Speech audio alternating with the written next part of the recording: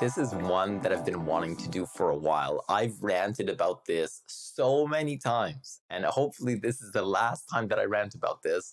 But I know that it won't be the last time because it keeps coming back up.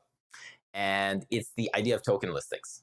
Everybody talks about token listings. Everybody wants their token listed. Everybody questions why their token isn't being listed, especially if we're talking about top tier exchanges and how difficult the token listing process is.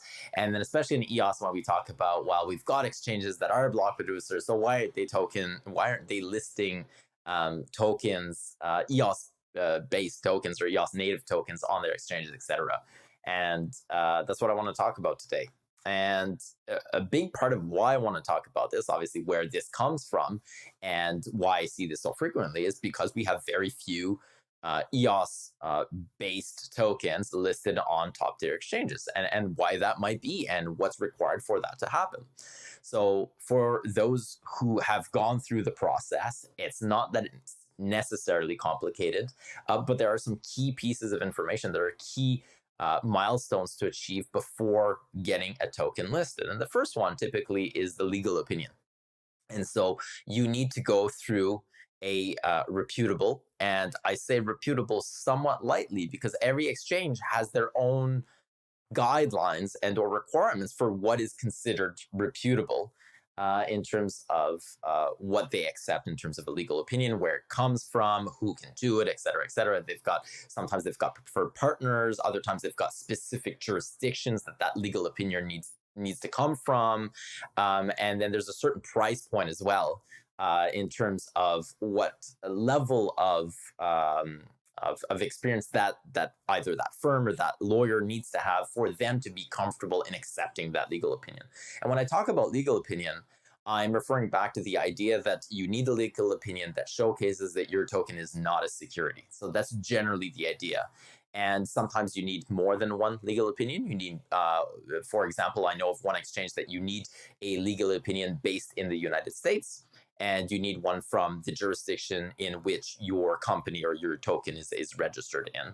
And others, you just need one, and oftentimes it's from the United States. And then the law firms that are producing these opinions can't just be any law firm. So oftentimes, especially if we're talking about the top tier exchanges, that law firm needs to be of a selected group of law firms or of a certain reputation where they've done, a lot of these before. And essentially the idea is that should that opinion be challenged, because again, going back, these opinions are essentially a kind of a research based on your project, based on what they know, based on what you tell them, and they do a bunch of research, and it's an opinion. So it's not a certification. It's an opinion that, based on XYZ criteria, based on all the information that we got, that to the best of our knowledge, and we are a reputable law firm, and we've done a lot of these, and if ever we're being called, we will be able to go and defend our opinion, etc. Because they're putting their stamp of approval on this. Essentially, they're putting their reputation on the line. That we deem this token not to be a security. Therefore, from a regulatory standpoint, the exchange should feel comfortable in listing this token. So that process is expensive, as you can imagine. I've seen legal opinions ranging from $5,000 to $50,000, but I've seen the $5,000 legal opinions are rejected more often than not, and the $50,000 give or take US dollar opinions accepted more often than not.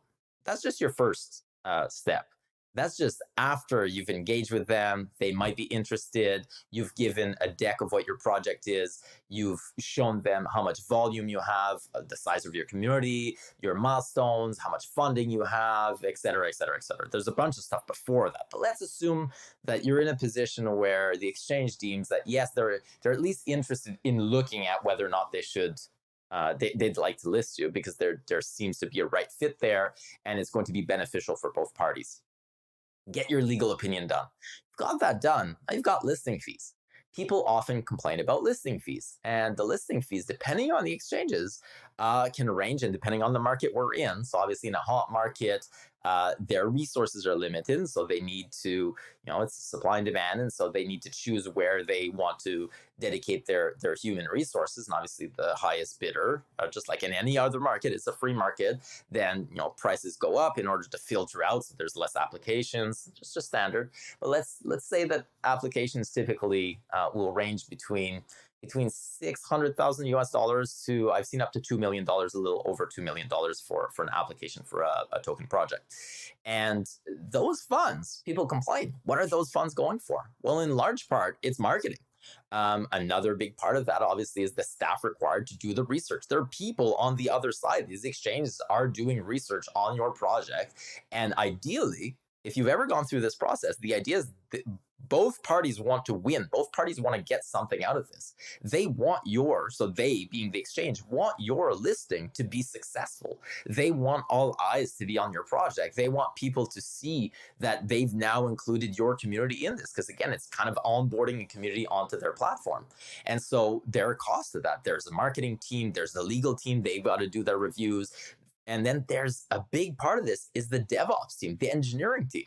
And this is where I think people need to understand, this is where my rant really gets pointed to, specific to EOS, is people question why it's so easy to get ERC20 tokens listed and why it's so difficult to get EOS tokens listed. Completely different machines, completely different beasts.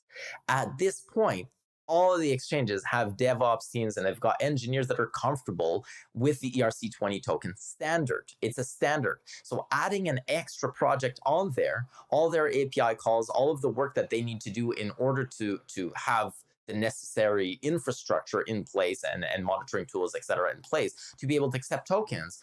Adding one more to the list, I'm running out of time, adding one more to the list is actually pretty easy. Whereas in EOS, it's quite complex. The performance of EOS requires a specific skill set. And so oftentimes they need to hire extra staff. That's CapEx on their end. And so to justify that, they definitely need the volume. They need the transaction fees. And a lot of the times the projects in EOS have not been able to, I guess, showcase the amount of transaction volume or the 24-hour volume that would be justified for the exchange to list this token, in great part because there are economics. These are businesses. And so the idea is that they need to be able to generate enough cash flow to be able to pay for the extra staff and to pay for everything. So that's the second part of things. That's the listing fee. And then on top of that, typically you have market making fees. And those market making fees are where oftentimes in EOS, they're a big roadblock on top of the listing fee for the projects, because market making fees can range between, again, maybe $5,000, $10,000 a month to $30,000, $40,000, $50,000 a month. And so all of that combined is why you see way more ERC20 tokens listed, because it's so much easier. And you see very few tokens listed on EOS because it's more complex. In large part, what we have in other ecosystems are foundations that have been able to come and help these projects get listed. And once you have a certain amount, then it's much easier for the exchange to follow through afterwards.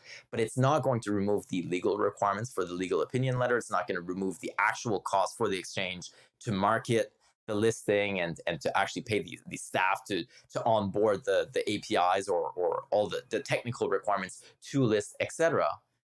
And that's the rent today. It's not that easy, and we're working towards that. That is something that the foundation will be able to come and help support.